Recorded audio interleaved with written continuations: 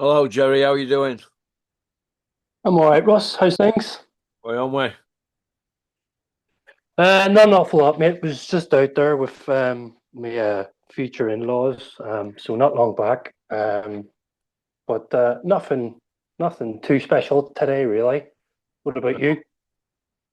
No, just the usual. What do you make of it all now? The dust settled, the aftermath of this robbery in uh, Riyadh. What do you think? The Fury Usyk. I think that the use of the term robbery is obviously being bandied about, and I mean, it's farcical even using that term to begin with because, well, it wasn't a close fight. I was going to say when it's a close fight and the score goes either way, it's not a robbery. It could go either way type situation. But that's not the case, obviously, with this because Usyk won clearly. And I think a lot of fans have basically woke up to the whole Fury thing and have realized that he's not what he's talked himself up to be. And basically, the illusion is no more. And I think people are just fed up to the back teeth with him.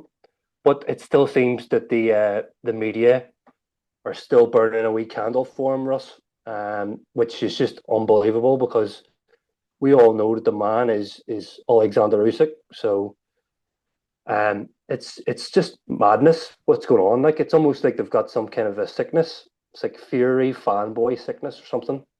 You remember when he said that they gave the decision to Usyk because of the Ukraine war? Oh, that was bullshit, mate. Very disrespectful. Yeah, but they're still at war now, aren't they? So why take the rematch?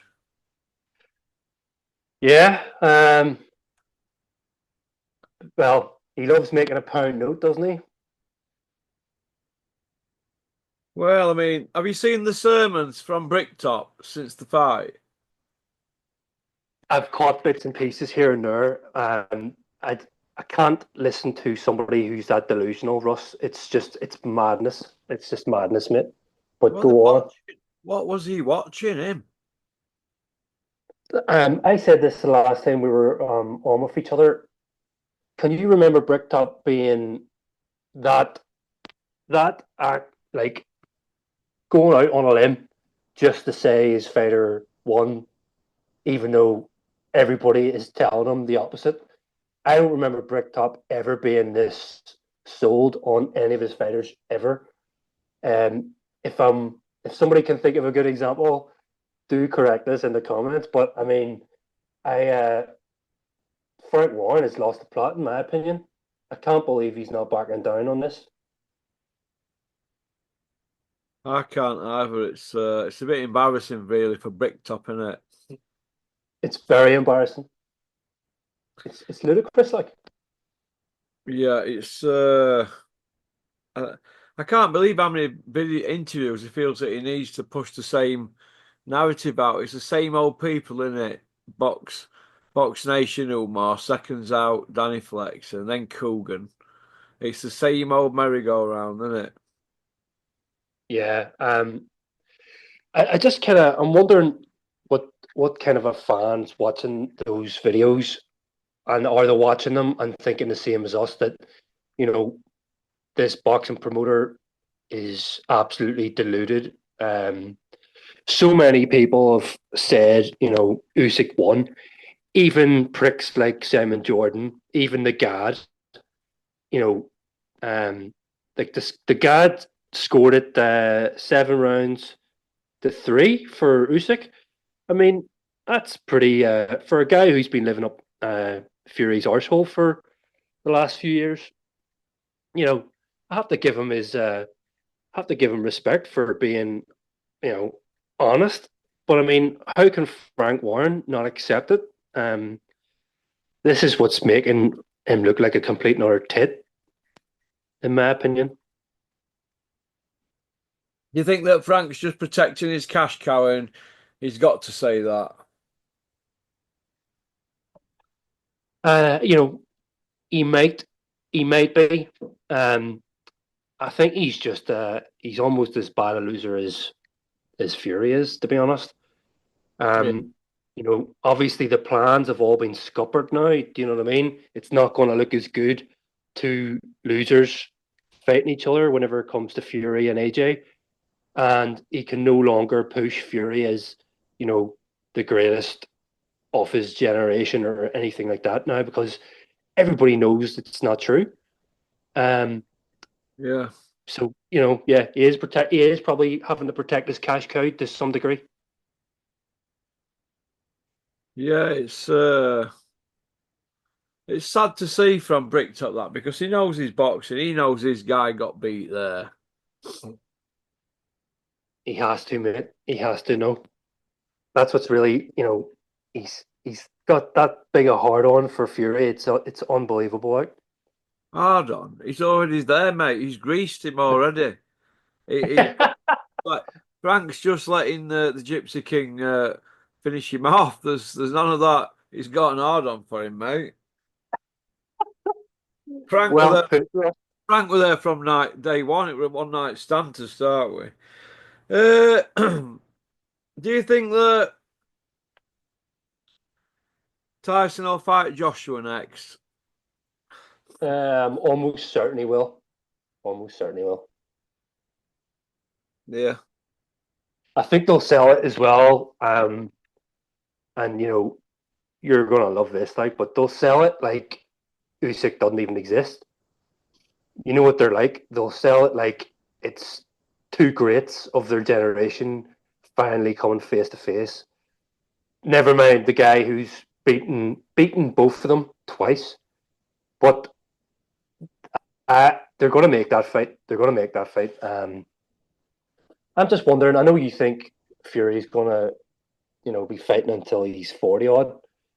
I'm just wondering after the Joshua fight, what does he do then? I just can't see him fighting anybody meaningful. Can't see him taking on, you know, the rest of the top 10.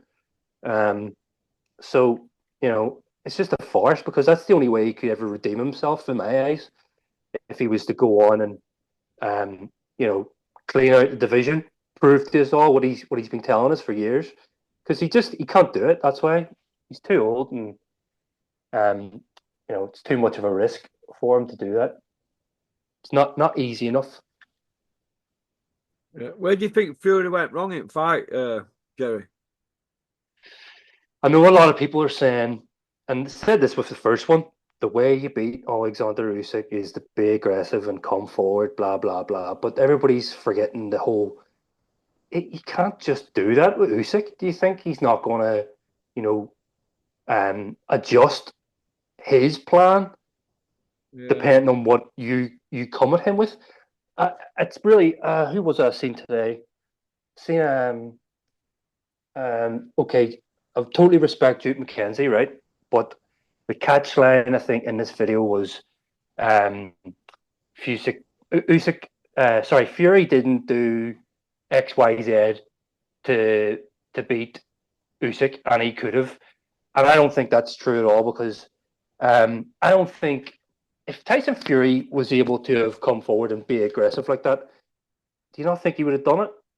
You know, um, the fact is he couldn't do it, and that's why in that one, if you watch him, he's very measured round by round. That's why in the the first fight he was hanging on for dear life, whereas in this one he looked a little bit more, a little bit more measured because he's only got so much in the tank to get him from A to B. So he's having to, he can't basically put his foot in the gas because he knows he's only got about 5 rounds in him.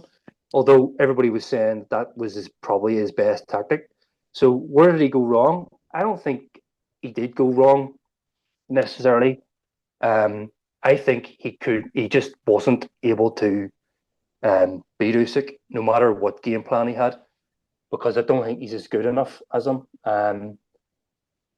You know, you can't always make the argument that obviously bigger guy and he could have run out there and done what Derek Chisora did, which was just try and hit anything he could. But obviously the fear of what Usyk could come back with was enough to prevent them from doing that, and that's how I see it. I don't think Fury. wanted to take that risk because I don't think he wanted to be embarrassed the same way he was embarrassed, as obviously embarrassed as he was in round nine in the first fight. He didn't want to look like, how many people have got that picture where he's powering in the corner just as Usyk's about to line him up for another punch, before the ref jumps in. So I can't really say that Fury did anything wrong because I just don't think he was able to beat Usyk in the first place. Yeah, Usyk never allowed him to do what he wanted to do, did he? Yeah, and that's exactly what I'm saying. Like, everyone says to beat Usyk, you got to do this. Tyson Fury should do that. Fury should do this or that or this. The, Bellew, I think, was the first person that really made me aware of this. It's the pressure that Usyk constantly puts you under. You know, he's putting pressure on you with his feet, and you don't realize it because it's not obvious, but you just keep wondering why you end up finding yourself in these positions, and it's because he's kind of doing this, and that's all. He's doing all this on purpose. He does this on purpose. That's why he's the master. So he's making you sweat without you even having to realize it. And the next thing you're done, and then the next thing, it's round six, and he's starting to go through the gears, and then after that, you're just trying to hang on for dear life. So Usyk does not allow people to do the things that potentially would cause him problems. That's why he's so good. He closes the doors on you before you even got your hand on the handle to open them. That's the way I see it. I noticed it when he fought Joe Joyce in that 5 round tournament that he won. Do you remember? That's brilliant. Yeah, He brilliant beat Joe performance from him. Joyce and he pressured him all the time and he did it with Bellew and Chisora, didn't he? Yeah. Um, you know what's really funny about that Joe Joyce fight? Joe Joyce was faster then than we seen him once he got into the pros, and he's actually chasing Usyk down at times in that fight, and Usyk's just pinging him, pinging him, pinging him, and you could see how frustrated Joe Joyce was. But this is why this is why Usyk's obviously a special talent, and you could say we've never seen anyone quite like him, particularly at heavyweight. Obviously, Ali had his special game and the things that he did, but it's I wouldn't say it's quite the same as what Usyk does. Usyk's like a mathematician almost. It's very hard to explain, but basically he's a wizard, like you're always saying. He's the Mozart, you know what I mean? Yeah, he broke him down, didn't he, Fury? You could see it in ring, couldn't you, really? Yeah, I mean the amount of shots that like are just touching Usyk's gloves, all that extra labor that Fury was putting into, throwing punches. And it must have been, I said this before, he knows he's not landing, even though it looks maybe to some people in the audience or people watching at home that some of the punches are actually getting through. Fury knows himself he's fallen short a lot of those times. And the more he does it, the more he's using up energy and the more he is using gas. And he also knows at the same time, if he's not connecting right, he's not doing any damage and he's not slowing his man down. And therefore, it must be really disheartening to know that you're not hurting the guy in front of you the same way that you're supposed to be hurting him. So that's all going to eventually break you down, like you were sort of saying, because you're just using energy and it's just going down the toilet. And the guy in front of you is starting to ramp up and start to go through the gears. Must be terrifying trying to face Usyk. Yeah. Usyk's fighting monsters though in size wise, isn't he, Gerry? Yeah, I mean, I've heard someone saying the other day that they would put Crawford above Usyk, and that's fair enough. Obviously, everything Terence Crawford's done is fantastic. Um, but moving up in some of those smaller divisions, this is something that you always mention, Russ. Moving up in some of them smaller divisions, that's not the same as facing a guy. A few pounds here and there isn't the same as giving away. What was it? How many stone was it? 4 stone or what? That Yeah. Usyk was giving away to 4 stone. What is it? 5 inches or something reach, and then just the extra height and the extra mass. Andy said this as well. But Usyk was pushing him back. Usyk was pushing Fury back the odd time in clinches, and that's something I didn't expect to see because I thought anytime there was a clinch, and there wasn't lots of clinching, but there was a couple of times where they came together like that. I was expecting Fury to do a Steve Cunningham job, because that's how he wore out Steve Cunningham, and it really annoys me actually anytime I see clips of that fight because I thought Fury was going to get done back then, and then Qualified. yeah, you know I thought he was going to get done, and well, he ends up getting the victory, and I kind of just discussed it when I was watching that because I felt like we could have had that guy exposed years ago, and we ended up having to put up with another 10 years, like. But the credit going to Usyk, who doesn't worry about fighting this guy who's much bigger in a lot of different departments, and the extra weight. It's just crazy, Russ. If it's it's phenomenal. And Usyk doesn't go in there fighting timid. Do you know what I mean? He's not afraid. He's fighting the He best guy on the road as the B side, and he's a smaller man. he's the giant killer. Like he is the giant killer.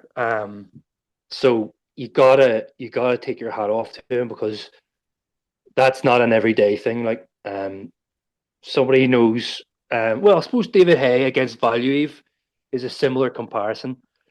Valuev obviously not being anywhere near as talented as Fury. And obviously, what did David Hay do? Run rings around him and got the win. But it's obviously a lot more impressive seeing Usyk up against Fury doing that, and you just can't give him enough credit for fighting somebody who's got all the physical advantages. Yeah, it's a shame he couldn't use height and his weight to his advantage on the night. But we have to remember that Usyk didn't allow him, did he? Yeah, I mean maybe the Tyson Fury who was in against Vlad would have made things a little bit more difficult. Maybe that Tyson Fury could have brought it to a draw. Maybe, maybe he could have won. You can never rule it out, obviously, but I haven't seen Fury box like that since the Klitschko fight. No. I've never seen him fight the same way like that. Um, Not to the same extent. Spoke about this before. Yeah, it's. Do you think he's on the slide then, Fury Jerry? I think he's been on the slide. I think he's been on the slide for a long time. But I mean, when I say that, I'm not saying that to say that. So Usyk's lucky that he fought him at this time because someone's going to throw that out once Tyson Fury, is gone for good. Someone's going to throw that out to discredit Usyk's win. Even though Usyk's the older guy, and all those amateur fights. But the point is, he's a guy who stayed in shape. He's looked after himself. He's been a complete and utter professional. He's got the right mindset. He's got that the mental fortitude and the discipline and all that stuff is stuff that Tyson Fury doesn't have. No matter how many photos we see of him standing in front of a camera, all tensed up for 2 seconds. Someone takes a picture, Now he lets it go, and he's still got that rubber dinghy sewn onto his back. What's going on there? How can you say he's a top class professional athlete when he looks like that? Yeah. Do you think his shorts might have been pulled up a bit too high, Jerry? Oh, I thought he was wearing braces, Russ. Yes, I've thought he's had his shorts up way too high in a lot of fights, to be honest. Someone needs to tell me why that's never been pointed out. Um, the, I, the, A side, the isn't thing it? is, A side. say it again, mate. Tyson Fury's the A side, isn't he? Like Mayweather. It's disgusting, though. That's is he?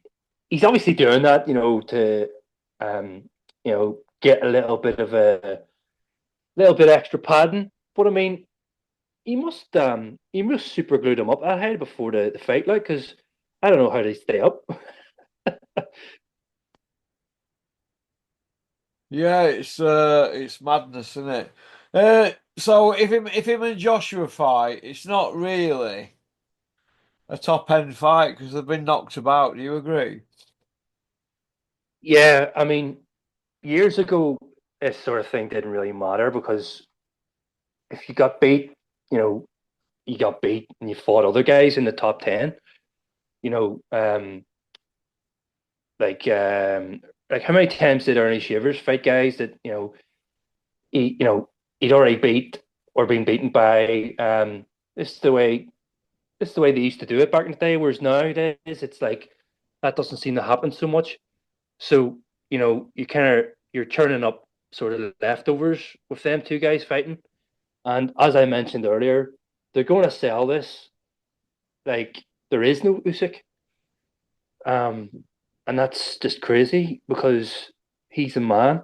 So they're going to sell us this fight like it's the two best, even though they're not the two best, and they've both been beaten by the best. Yeah.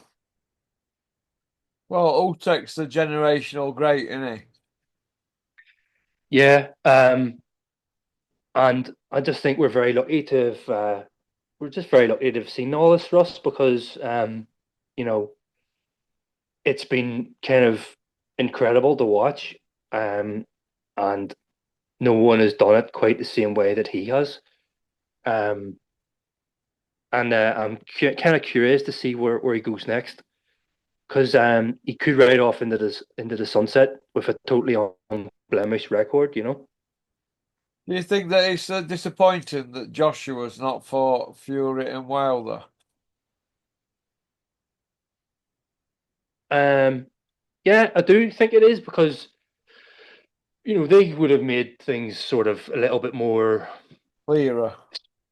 spicier in the division, like because you were getting the you know quote unquote the top guys fighting each other, whereas you can almost look at it like there was two kind of playing fields, and you've got the Fury get a Fury playing field, and they're saying he's the best, and he's fought Wilder, and he's kind of keeping it all on that playing field, and then you've got the Joshua playing field, and he's fought whoever he's fought in that playing field, and it's like two planes of existence, like, and you know, these guys should have been fighting each other to sort out the best of the best, and they've not done that. And it's sickening.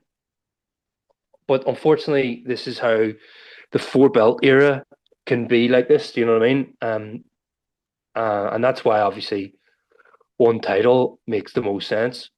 But when there's different titles like this, you can always do that sort of tactic and just avoid certain guys and avoid certain fights. And some people never fight the best guys in their division and just avoid each other. And it's kind of criminal to the fans, really, when you think about it. Yeah, it is. What did you think to Dubois' special guest appearance in the ring after the fight the other night? It was hilariously cringe worthy, I have to say. Did you I think was he embarrassed. forgot his words, Jerry? Sorry, say that again, Ross. Do you think he'd forgotten his words? It Oh, John, certainly looked that. hey. it looked that way, didn't it, mate? It looked that way. I think Bricktop said to him, you know, right, you need to get up there now and get some intense beef going. Um, and Daniels went, right, boss. And he's got up into the ring and he's come over and he's went, that's the best he could think of was, what about the robbery? What about that robbery with me the first time? You need to fight me. It's just it was so embarrassing. Like and I'll never forget the look on Usyk's face. He's just like, are you for real? But you know, it didn't really matter, like, because I think John Coffey ended up looking like a complete fool. And the only thing I've heard from people regarding that incident is people laughing at it. So, poor Daniel. Um, Probably didn't know any better, but he's got up there and he's made a tit of himself, like, in my opinion. Um, Should have said really to get point across. You know, like Rocky in Rocky yeah, 4, he fought him in Russia for free, didn't he? He yeah. should have got in that ring, and this is what he should have said. He said, "So listen here, you say I want revenge, and I'll fight you for some cornbread." He should have watched Clubber Lang actually in Double Rocky that, 3. John Coffee, mate. That's what I'm saying. He should have taken some pointers from Clubber Lang. He would have come across Stiff, a little bit better. big stiff. Yeah, it was hilarious, mate. Hey, listen, Parker might do him. He's overlooking Parker doing that with Usyk. It's disrespectful, I think.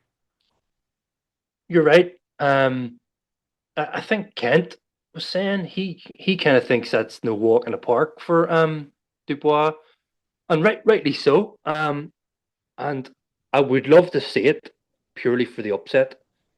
I also would love to see it because I don't want to see Dubois get another chance, given how stupid he's come across with that moment that we were just talking about at the end of that second fight.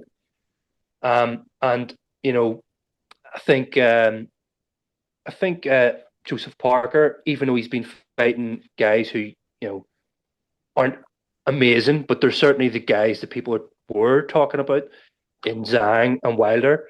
I think Parker deserves another crack because he's been active and he's done the right things. Um, he's got back on the horse, and he's done the right things in terms of what he should be doing to take his career forward. And not a lot of other guys have been doing that. And Parker's been pretty active, so it is disrespectful because Dubois just kind of jumped up there and said, it's almost like he's already beat him. So I hope he overlooks him, Russ, and we get a wee bit of an upset just to make things a wee bit more interesting, mate. Do you think it's right that Dubois ended up with another world title belt through an email?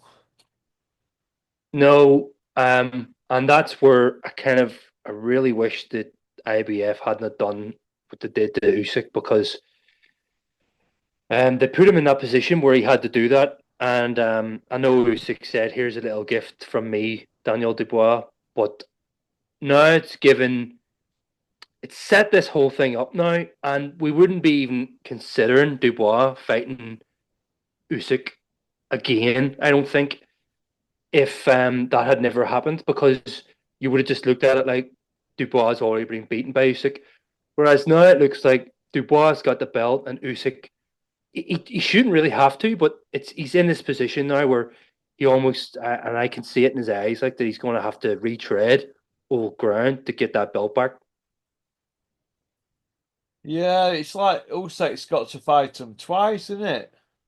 Yes, precisely that, mate. You know, Man in the Street just wants to see him move on to next in line. There's other people queuing up for belts. Yeah, and we know where this gets us. The belts end up getting stuck between one or two guys. Meanwhile, you've got Cabell and the likes of those guys. You know, were they going to be in limbo forever? Parked up, aren't they? Yeah, and that's really shit for their careers. And you can see why some people just get disillusioned with the sport. Then. Yeah. You want to go to part two, Gerry? No worries, mate. See you on part 2.